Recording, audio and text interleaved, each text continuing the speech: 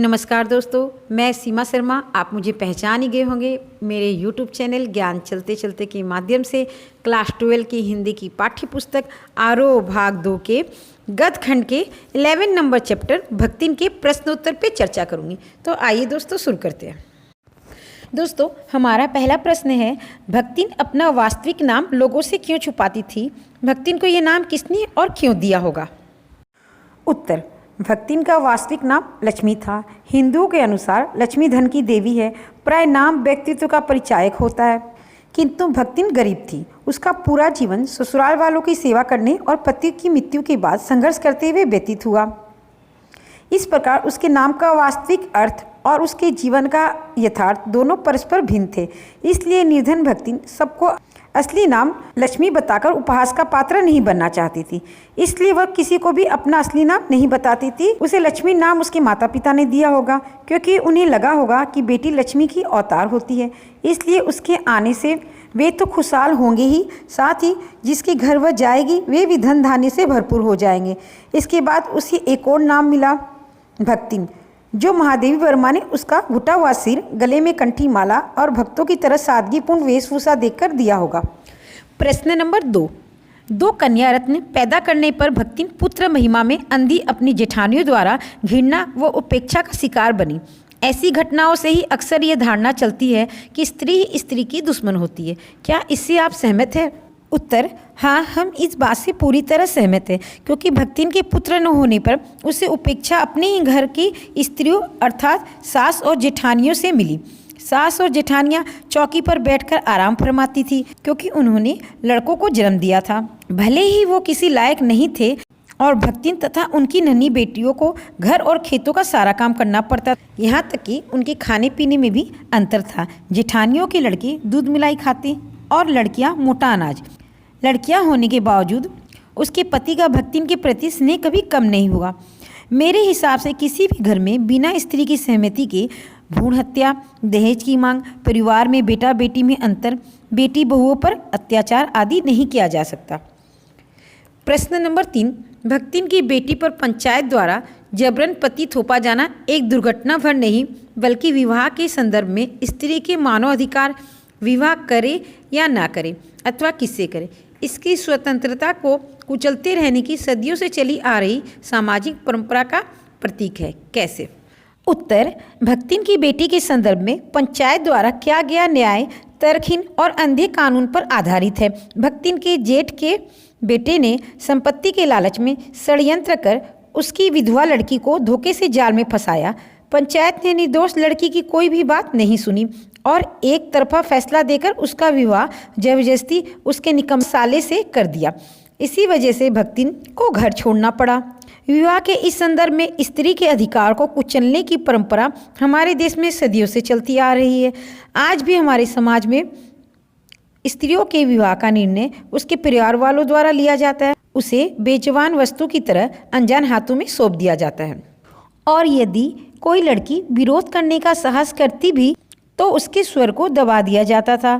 प्रश्न नंबर 4, भक्तिन अच्छी है यह कहना कठिन होगा, क्योंकि उसमें दुर्गुणों का अभाव नहीं। लेखिका ने ऐसा क्यों कहा होगा? उत्तर, यद्यपि भक्तिन महादेवी जी की सेवा पूरे मन से किया करती थी, तथापि कई गुणों के साथ साथ भक्तिन के व्यक्तित्व में कुछ दुर्गुण भी निहित थे।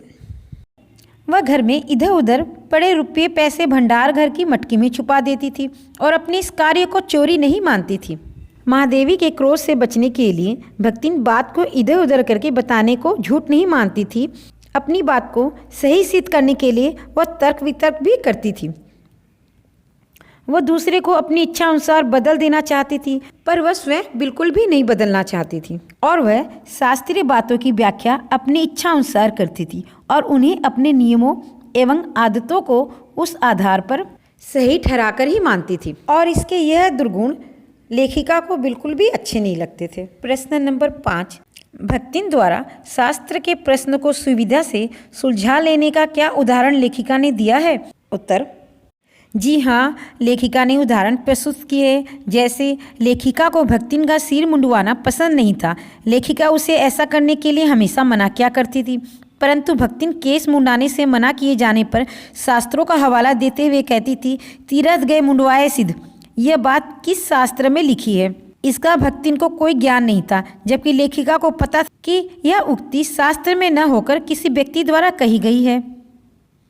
परंतु तर्क देने में पटु भक्तिन के सिर मुंडवाने की आदत को लेखिका बदल नहीं पाई। प्रश्न नंबर 6, भक्तिन के आ जाने से महादेवी अधिक देहाती कैसी हो गई? उत्तर, महादेवी भक्तिन को नहीं बदल पाई, पर भक्तिन ने महादेवी को बदल दिया। भक्तिन देहाती महिला थी और शहर में आने के बाद भी उसने अपने आप में कोई परिवर्तन नहीं आने दिया। भक्तिन देहाती खाना दाल, मोटी रोटी, मकई की लापसी, ज्वार के भुने हुए भुट्टे के हरे दाने, बाजरे के तिल वाले पुए आदि बनाती थी और महादेवी को वैसे ही खाना पड़ता था। भक्तिन के हाथ का मोटा देहाती खाना खाते खाते महादेवी का स्वाद बदल गया और वे भक्तिन की तरह ही देहाती बन गई। प्रश्न, आलो आघारी की नायिका और लेखिका बेबी हलदार और भक्तिन के व्यक्तित्व में आप क्या समानता देख? उत्तर, आलो आघारी की नायिका और भक्तिन के व्यक्तित्व में ये समानता है कि दोनों ही घरेलू नौकरानियां हैं। दोनों को ही परिवार से उपेक्षा मिली। दोनों ने ही अपने आत्मसम्मान को बचाते हुए अपने जीवन का निर्वाह किया। प्रश्न, भक्तिन की बेटी के मामले में जिस तरह का फैसला पंचायत ने सुनाया वह आज भी कोई हैरतअंगेज बात नहीं है। अखबारों या टीवी समाचारों में आने वाली किसी ऐसी घटना को भक्तिन के उस प्रसंग के साथ रखकर उस पर चर्चा करें। उत्तर, आज भी हमारे समाज में विवाह के संदर्भ में पंचायत का रुख बड़ा ही क्रूर है। पंचायत की विचारधारा संकीर्ण और रूढ़िवादी है। आज भी विवाह संबंधी निर्णय पंचायत में लिए जाते हैं। पंचायत अपनी रूढ़िवादी विचारधाराओं से प्रभावित होकर कभी कभी अमानवीय फैसले दे देती है। आज भी पंचायतों का तानाशाही रवैया जारी है। अखबारों तथा टीवी में आए दिन इस प्रकार की घटनाएं सुनने को मिलती है। कई बार सुनने को मिलता है गोत्र एक होने के कारण पति पत्नी को भी पंचायत ने भाई बहन की तरह रहने के लिए मजबूर कर दिया है। शादी हो जाने के बाद भी पंचायत अपनी रूढ़िवादी सोच के कारण पति पत्नी को अलग रहने पर भी मजबूर कर देती है। कई बार तो ऐसा भी देखा जाता है इस रूढ़िवादी विचारधारा के कारण कई लोगों की मृत्यु भी हो जाती है। प्रश्न, भाषा की बात। नीचे दिए गए विशिष्ट भाषा प्रयोग के उदाहरणों को ध्यान से पढ़िए और इनकी अर्थ छवि स्पष्ट कीजिए। पहला है, पहली कन्या के 2 संस्करण और कर डाले। दूसरा है, खोटे सिक्कों की टकसाल जैसी पत्नी। तीसरा है, अस्पष्ट पुनरावृत्तियाँ और स्पष्ट सहानुभूति। दोस्तों, संस्करण का अर्थ होता है उसके जैसा ही, जैसे इसमें कहा गया है पहली कन्या के 2, यानी कि भक्तिन की जो पहली कन्या थी उसके बाद जो 2 कन्याओं ने और जन्म लिया वो पहली कन्या की तरह ही दिखने में थी। इसे हम ऐसे लिखेंगे, भक्तिन ने पहली कन्या के बाद और 2 अन्य कन्याओं को जन्म दिया जो रूप रंग में बिल्कुल उसकी पहली पुत्री की तरह ही थी। 2 नंबर, खोटे सिक्कों की टकसाल जैसी पत्नी। उत्तर, टकसाल सिक्के ढालने वाली मशीन को कहते हैं। भारतीय समाज में लड़की को तो खरा सिक्का और लड़की को खोटा सिक्का कहा जाता है। समाज में लड़कियों का कोई महत्व नहीं होता है। भक्तिन को खोटे सिक्कों की टकसाल की संज्ञा दी गई थी क्योंकि उसने एक के बाद एक 3 लड़कियों को जन्म दिया था, जबकि समाज पुत्र को जन्म देने वाली स्त्रियों को ही महत्व देता है। इसीलिए उसे खोटे सिक्कों की टकसाल यानी कि खोटे सिक्कों को जन्म देने वाली मशीन के रूप में कहा गया था। अस्पष्ट पुनरावृत्तियाँ और स्पष्ट सहानुभूति। उत्तर, भक्तिन अपने पिता के देहांत के कई दिनों बाद पहुंची थी। जब वह अपने मायके की सीमा पर पहुंची तो लोग कानाफूसी कर रहे थे कि बेचारी अब आई है। आमतौर पे शोक की खबर प्रत्यक्ष रूप से नहीं दी जाती, कानाफूसी या फुसफुसाहट के अस्पष्ट शब्दों में कही जाती है। अतः लेखिका ने इसे अस्पष्ट पुनरावृत्तियाँ कहा है। वह पिता के देहांत के कारण लोग उसे सहानुभूतिपूर्ण दृष्टि से देख रहे थे तथा ढांढस बंधा रहे थे।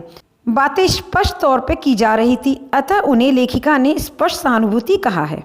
प्रश्न, बहनोई शब्द बहन प्लस ओई से बना है। इस शब्द में हिंदी भाषा की एक अन्य विशेषता प्रकट हुई है।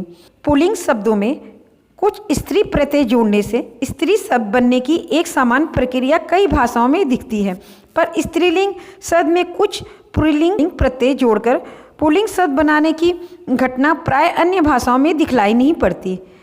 यहाँ पु प्रत्यय ओई हिंदी की अपनी विशेषता है।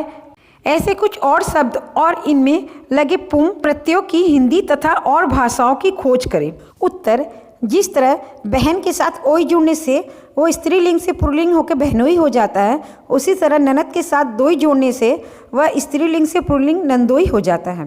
प्रश्न, पाठ में आए लोक भाषा के इन संवादों को समझकर इन्हें खड़ी बोली हिंदी में ढालकर प्रस्तुत कीजिए। पहला है, ई कौन बड़ी बात आए, रोटी बनाए जानित है, दाल रांध लेइत है, साग भाजी छकौन सकित है, और बाकी का रहा। उत्तर, इसका अर्थ है, यह कौन सी बड़ी बात है, रोटी बनाना जानती हूँ, दाल बना लेती हूँ, साग भाजी छोक लेती हूँ, और शेष रह ही क्या गया। ख नंबर, हमारी मालकिन तो रात दिन कितबियन में गड़ी रहती है, अब हमू पढ़े लागब तो घर गृहस्थी कौन देखी सुनी। उत्तर, हमारी मालकिन तो रात दिन पुस्तकों में ही व्यस्त रहती है, अब यदि मैं भी पढ़ने लगूं तो घर परिवार के कार्य कौन करेगा। प्रश्न नंबर 3, ओ बिचरऊ तो रात दिन काम में झुकी रहती है और तुम पचे घूमती फिरती हो, चलो तनिक हाथ बटाए लियो। उत्तर, वह बिचारी तो रात दिन काम में लगी रहती है और तुम लोग घूमते फिरते हो, जाओ थोड़ी उसकी सहायता करो। घ नंबर, तब वो कुछो करिए धरिए ना, बस गली गली गाउत बजाउत फिरिए। उत्तर, तब वह कुछ करता धरता नहीं होगा, गली गली गाता बजाता फिरता है।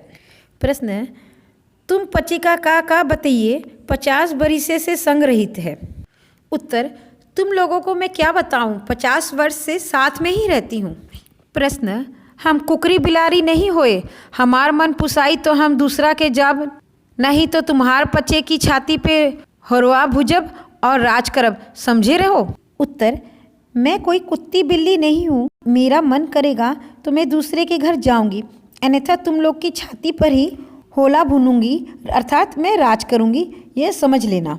प्रश्न, भक्तिन पाठ में पहली कन्या के 2 संस्करण जैसे प्रयोग लेखिका के खास भाषाई संस्कार की पहचान कर रहा है। साथ ही ये प्रयोग कथ्य को संप्रेषणीय बनाने में भी मददगार है। वर्तमान हिंदी में भी कुछ अन्य प्रकार की शब्दावली समाहित हुई है। नीचे कुछ वाक्य दिए जा रहे हैं जिससे वक्ता की खास पसंद का पता चलता है। आप वाक्य पढ़कर बताएं कि इनमें किन 3 विशेष प्रकार की शब्दावली का प्रयोग हुआ है। इन शब्दावलियों या इनके अतिरिक्त अन्य किसी विशेष शब्दावलियों का प्रयोग करते हुए आप भी कुछ वाक्य बनाएं और कक्षा में चर्चा करें कि ऐसे प्रयोग भाषा की समृद्धि में कहाँ तक सहायक है। अब क्या है वो शब्द? अरे आपसे सावधान रहना, वह नीचे से ऊपर तक वायरस से भरा हुआ है, जिस सिस्टम में जाता है उसे हैंग कर देता है। घबरा मत, मेरी इन स्विंगर के सामने उसके सारे वायरस घुटने टेक देंगे। अगर ज़्यादा फाउल मारा तो रेड कार्ड दिखा के हमेशा के लिए पवेलियन भेज दूंगा। जानी, टेंशन नहीं लेने का, वो जिस स्कूल में पढ़ता है अपन उसका हेड मास्टर है। इस वाक्य में कंप्यूटर की तकनीकी भाषा का प्रयोग किया गया है। यहाँ वायरस का अर्थ है दोष, सिस्टम का अर्थ है व्यवस्था, हैंग का अर्थ है ठहराव। इस वाक्य का अर्थ यह है कि वह पूरी तरह दूषित है। वह जहाँ भी जाता है पूरी कार्य प्रणाली में खलल डाल देता है। 2 नंबर, इस वाक्य में खेल से संबंधित शब्दावली का प्रयोग हुआ है, जहाँ इंस्विंगर का अर्थ है गहराई से भेदने वाली कार्यवाही, फाउल का अर्थ है गलत काम, रेड कार्ड का अर्थ है बाहर जाने का संकेत तथा पवेलियन का अर्थ है वापस भेजना। इस वाक्य का अर्थ यह है, घबरा मत, जब मैं अंदर तक मार करने वाली कार्यवाही करूँगा तो उसकी सारी हेकड़ी निकल जाएगी। अगर उससे अधिक गड़बड़ की तो उसे कानूनी दावपेच में फंसाकर बाहर निकाल दूंगा। तीसरा है, इस वाक्य में मुंबई की भाषा का प्रयोग किया गया है। जानी शब्द का अर्थ है कोई भी व्यक्ति, टेंशन लेना का अर्थ है परवाह करना, स्कूल में पढ़ना का अर्थ है काम करना तथा हेडमास्टर होना का अर्थ है कार्य में निपुण होना। इस वाक्य का अर्थ यह है, चिंता मत करो, वह जो काम कर रहा है उस काम में मैं उसका भी उस्ताद हूँ। दोस्तों, किसी भी पाठ से संबंधित किसी भी व्याख्या, किसी भी प्रश्न उत्तर से रिलेटेड कोई क्वेश्चन हो तो आप मेरे से कमेंट करके पूछ सकते हैं, मैं जवाब ज़रूर दूँगी।